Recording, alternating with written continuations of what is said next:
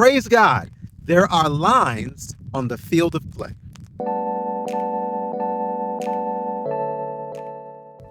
Grace and peace, everybody. Welcome to Sabbath School Study Group. My name is Chris Bailey. We're on the road here in Gulfport, beautiful Gulfport, Mississippi. And in part 2, we're looking at God's covenant at Sinai and understanding the gift of the Decalogue. Decalogue is just a big word for something with 10. We were given 10 commandments in Exodus chapter 20, and they're a gift. But what it tells us is that one of the purposes of the law is actually to put bounds in position in order for us to prosper. But before we talk about that blessing, I want to thank you for blessing us and watching. If you could do us a favor, subscribe to the channel. We'd love to stay in touch. Hit the like button so others can find this video, and please pass it on. And yes, we'd like to come to where you are on the road. All you got to do is send us an email to get that process started. That's contact@changeministry.org. Please remember, we don't do social media. We need you to be social. God gives the law, the Decalogue, in Exodus chapter 20. But in Exodus chapter 19, he's preparing them for this promise.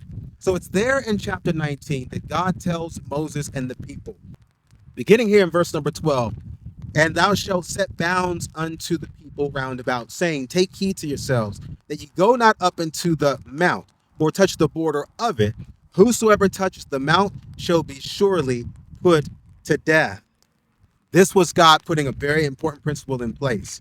He's setting boundaries. He's putting limitations in order to create an atmosphere or space for, if you will, for them to play. He's saying, don't come to the mountain because I'm going to come to you. Don't touch the mountain. I'm going to touch you. But without this obedience, without this trust, they'd never experienced what God has for them. So think of the law like this. If we were to play any kind of game, whether it was beach volleyball, or football, or tennis, pickleball, you name it, every single game that we play, even golf, as big as a golf course is, there have to be lines or boundaries in order to create a space to play. God does the same thing for us. He knows that really the only way to live is in relationship to him. But if we go beyond that connection with him, we actually step into death. And he reminded Israel of that promise when he told them in Exodus chapter 20. He says in Exodus chapter 20, verse 1, God spake all these words, saying, I am the Lord thy God, which have brought you out of the land of Egypt and out of the house of bondage. God puts the lines in place, not to hold us back, not to keep us in, but to separate us from sin. He says, I'm the God who took you out of Egypt. I'm putting these lines, I'm writing this 10 commandment, if you will, Decalogue, in order for you to stay separate or out of bondage, to stay out of your past, to stay out of your flesh, but instead to walk in my spirit. And in my spirit, there's liberty, there's freedom, there's virtually no limit to what you can do in God, as opposed to what you cannot do apart from him. Here's a living example of living life in bounds versus out of bounds. Luke 8:27.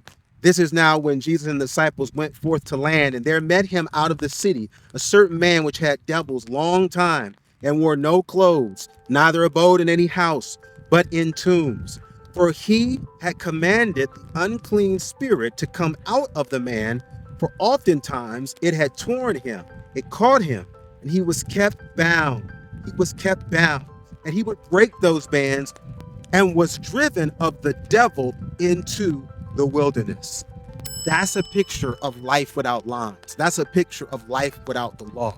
The devil wants to make us think that it's freedom. It's some kind of liberty or freedom of expression when it's really oppression. Brothers and sisters, let's thank God for his law. And the best way to thank him for his law is to live in it.